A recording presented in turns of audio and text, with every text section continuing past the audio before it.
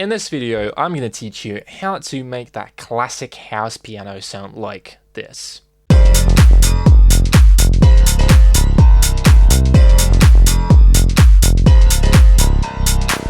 Hi, my name is Vlad and I help music producers turn their passion of making music into real business without spending years on figuring things out. If you want to learn how to consistently turn your ideas into radio quality tracks without overthinking, grow a loyal fan base, get heard, and impact people's lives with your music, make them feel emotions you have behind your tracks. If you don't have time and you don't want to wait and you want to start making money with your music as soon as possible, just click the link down below, book a time for a free strategy call, and I'm going to help you to take your music to the next level. And also, the registration to my coaching program is officially open now. We only have 13 seats left, so guys, don't miss the opportunity if you want to build a sustainable career in the music industry. So no more talking, let's start with the tutorial. The first thing I want to talk about is the plugin itself. So what plugin will you need to do that classic house piano sound?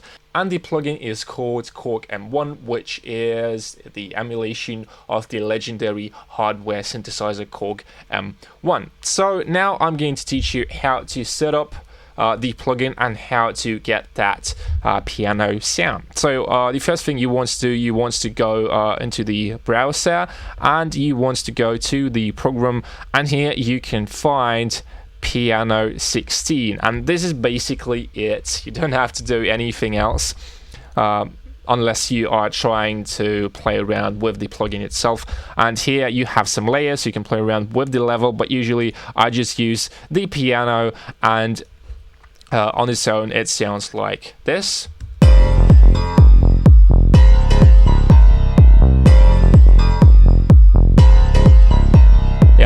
I can already feel that house vibe. So what do you guys think? Let me know what you think in the comments below. And now let's go to the second tip, and I'm gonna give you some chords tips and some music theory, really simple stuff. And if you want to learn more about tech house music theory, I'm going to leave a link somewhere up here, so go and watch this video. And now let's break down the chords I have for the piano. So as you can see, this is a F minor chord, but with some cool trick. So I have a note here, the G, and without the G here,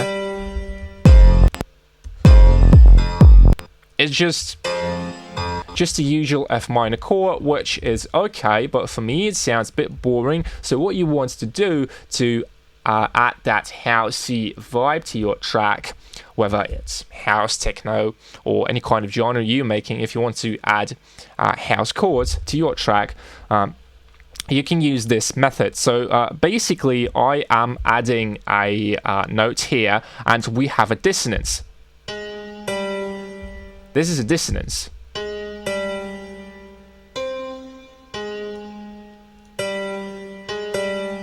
So this creates that slight tension, and it's really good for house music. You can play around with the notes, you can move it like this. It's also nice, it also sounds nice, but yeah, the method is just but the whole technique is just about using this semitone here. Whether you have a minor or a major chord, just add this note and you will get like slight dissonance that will create that housey vibe. So the next thing is about using chords plus single notes. As you guys can see here, I have a note here and like this. So it's really, really simple, but still I think it sounds nice, full, and powerful.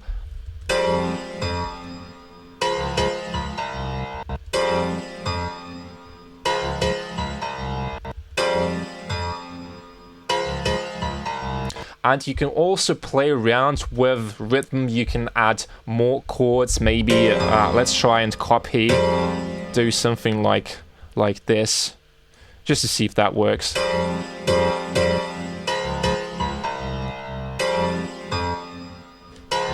So we can maybe add a variation here, but rhythm is what you can play around with, and rhythm is changing the mood of your track, the vibe of your track a lot. And you can also play around with the bass line as well to make it a bit more complex.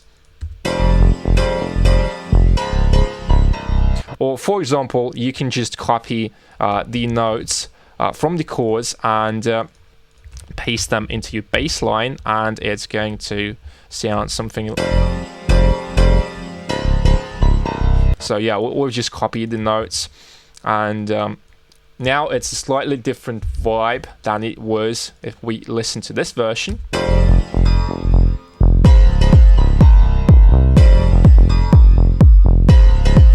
And the new one with some added chords.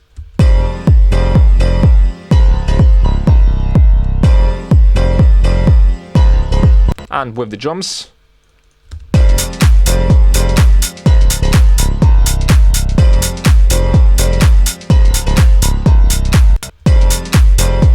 And the second version.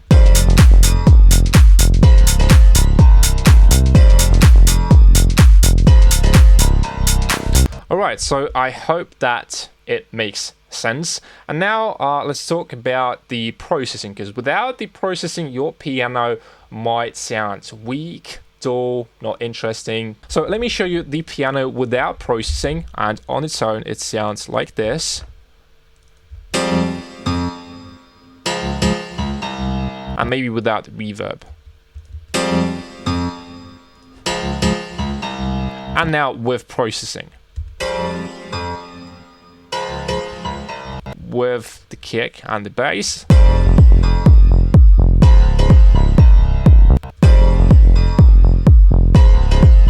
And once again without the processing.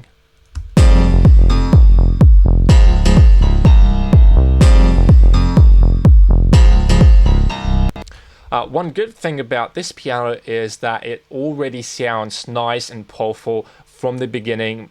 As soon as you select the preset, it just sounds really nice. But we still need to do some tweaks here and there, do some EQing, saturation, compression.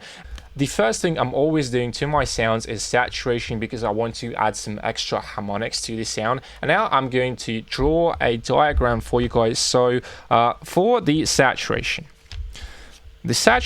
gives you some extra harmonics, as I mentioned. So if you have a flat sound, it's going to look, after saturation, something like this. Some extra harmonics.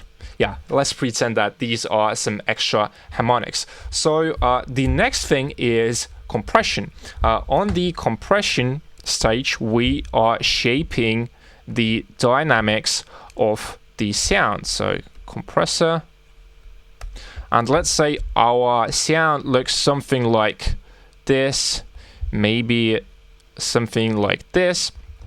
And after that, what we get is another dynamics. So it may look something like, maybe something like this. Maybe something like this. So we have almost the same dynamics, but we reduced the transients a little. So here they are bigger.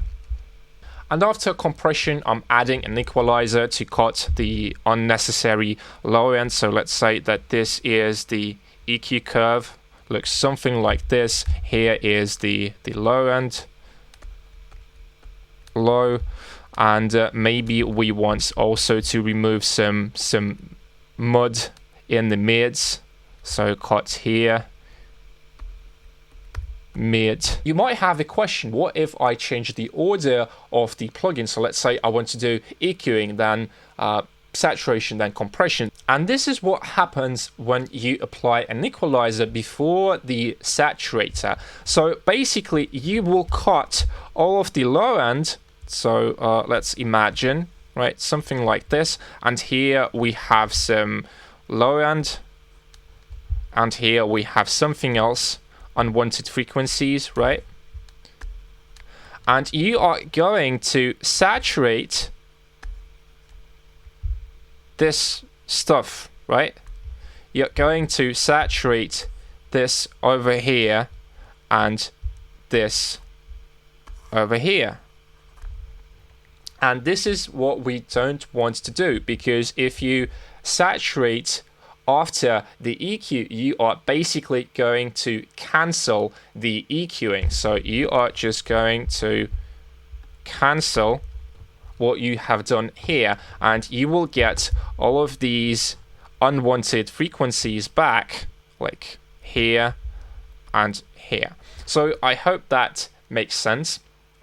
And this is why you should put the equalizer at the end of your chain. And basically the same thing happens if you apply EQ before the compressor. I wouldn't say it's wrong to do that. It's really about the sound you want to get. If you want to get a clean sound, use the equalizer at the end of your chain. But if you want to have more warm analog kind of sound, maybe it's some grit, some dirt, if this is a stylistic choice, you can apply EQ whatever you want, right?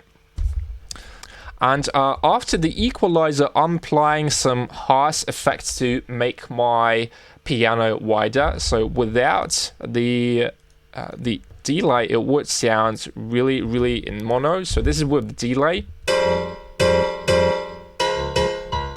And without the delay, yeah, you can hear that it sounds in mono, a bit boring. So this is why you can apply some harsh effects. And after that, you can play around with more complex effects like phaser, flanger, chorus, delay, reverb, whatever. And yeah, this is how you will process, and this is how you can process your piano sounds. So that was all for today, guys. I hope that you've liked the video, and if you did learn something new, please leave a comment below, smash that thumbs up button under this video. Don't forget to subscribe to the channel and hit that notification bell. And also, guys, if you want to learn how to turn your passion of making music into real business, start making money with your music, start getting fans, play shows you want, all the links are down below. So make sure to claim your seat today, because we only have 13 seats available. And if you have any questions, just book a time for a free strategy call, and I'm going to help you to take your music to the next level. So thank you very much, guys, for watching this video, and I'll see you guys in the next one.